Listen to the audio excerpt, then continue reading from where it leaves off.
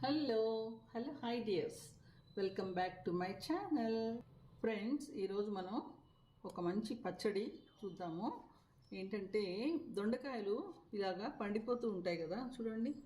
ఇలా పండిపోతూ ఉంటే మనం పనికిరావని పడేస్తాం.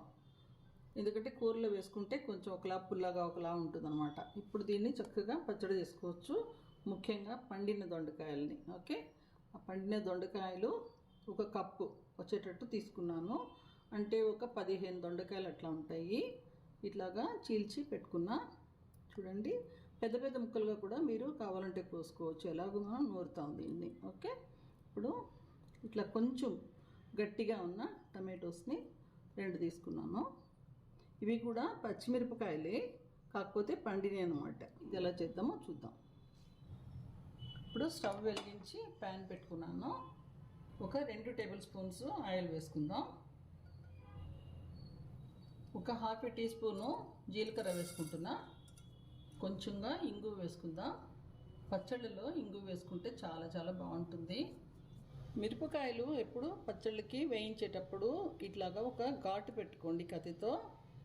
ఓకే, అప్పుడు పేలకుండా ఉంటుందన్నమాట. ఇలా ఓకే, ఇలా అన్ని పచ్చిమిరపకాయలకి ఘాటు పెట్టుకుని వేసుకుందాం. ఇప్పుడు ఘాటు పెట్టిన ఈ మిరపకాయలని వేసుకుంటున్నాను. వేసేటప్పుడు నూనెలో డైరెక్ట్గా వేయకుండా కొంచెం పక్కన వేసుకుందాం, అప్పుడు పేలకుండా ఉంటుందన్నమాట. నూనెలో డైరెక్ట్గా వేస్తే పేలుతుంది. ఓకే, టొమాటోస్ కూడా కోసుకునేటప్పుడు చూడండి, ఇక్కడ ఈ తొడిమ ఉంటుంది కదా, ఇక్కడ నుంచి ఈ భాగాన్ని, ఈ వైట్ భాగాన్ని తీసేస్తే మంచిదన్నమాట. అది టేస్ట్ ఏమీ ఉండదు అక్కడ. సో ఇది ఒక వేస్ట్ తీసేద్దాం. ఇట్లా తీసేసి టమాటోస్ని కూడా ఇట్లా 2గా చేసుకుని ఇందులో పెడుతున్నాం. ఇప్పుడు కోసి పెట్టుకున్న దొండకాయల్ని పక్కన నూనెలో వచ్చేటట్టు వేసుకున్నాం. ఇప్పుడు కొంచెంగా పసుపు ఒక 1/4 టీ స్పూన్ వేసుకుంటున్నాను. ఇప్పుడు ఇలా మూత పెడతాను. నేను హై ఫ్లేమ్ మీద పెట్టాను, మూత తీసి కలపడం లేదు. కానీ ఇలా ప్యాన్ మట్టుకు కొంచెం డైరెక్షన్ చేంజ్ చేసుకుంటూ ఉంటే అన్ని పక్కల ఈక్వల్గా అవుతాయి. ఓకే, 1 నిమిషం హై ఫ్లేమ్లో పెట్టి మూత పెట్టాను కదా, తర్వాత ఒక 2 నిమిషాలు మీడియం ఫ్లేమ్లో పెట్టుకున్నాను. ఇప్పుడు చూడండి, అన్నీ కూడా ఒక పక్కన వేగి ఉంటాయి అన్నమాట. ఇప్పుడు తిప్పుకోవచ్చు మనం.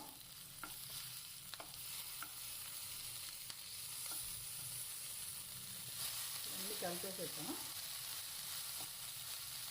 ఈ స్టేజ్లో ఒక చిన్న ఉసిరికాయంత చింతపండు వేస్తున్నాను. ఇట్లా విడదీసి వేసేద్దాం. ఇలా ఇప్పుడు ఇందులో ఒక కప్పు పుదీనా మంచిగా కడిగి పెట్టుకున్నాను.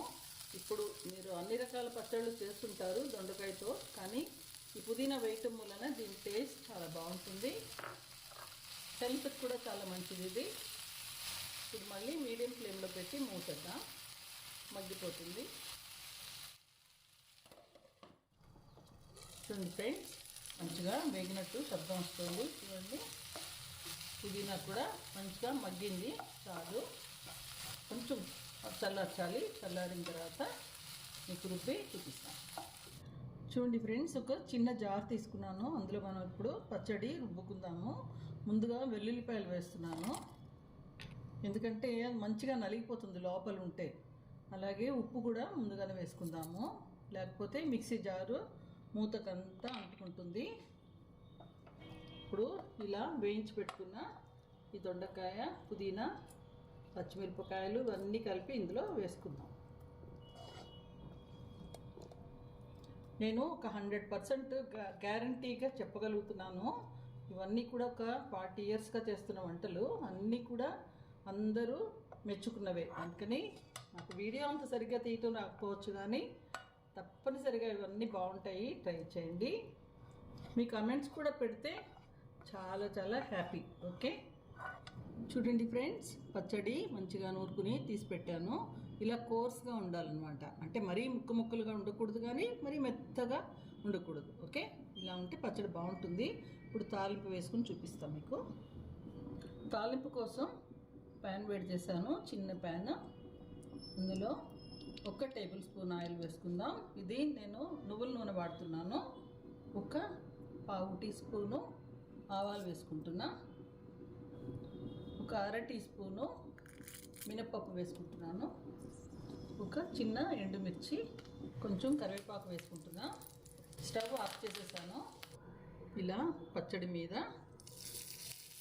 వేడి నూనెని వేసుకుందాము. తాలింపుని చూడండి, తాలింపు వేసాక ఎంత బాగుందో. తప్పనిసరిగా పచ్చడికి తాలింపు వేసుకోవాలి. ఇలా పచ్చడికి తాలింపు వేసుకోవటం వలన నిలవ ఉంటుంది, చాలా చాలా టేస్టీగా ఉంటుంది. చూడండి, మనం నెయ్యి వేసుకున్నా వేసుకోకపోయినా కూడా పచ్చడి చాలా టేస్టీగా ఉంటుంది. ఓకే, ఇది అన్నానికి, తర్వాత సైడ్ డిష్గా మీరు దేనికైనా చపాతీలకి, దోశలకు కూడా వాడుకోవచ్చు. Okay, thank you. Thanks for watching.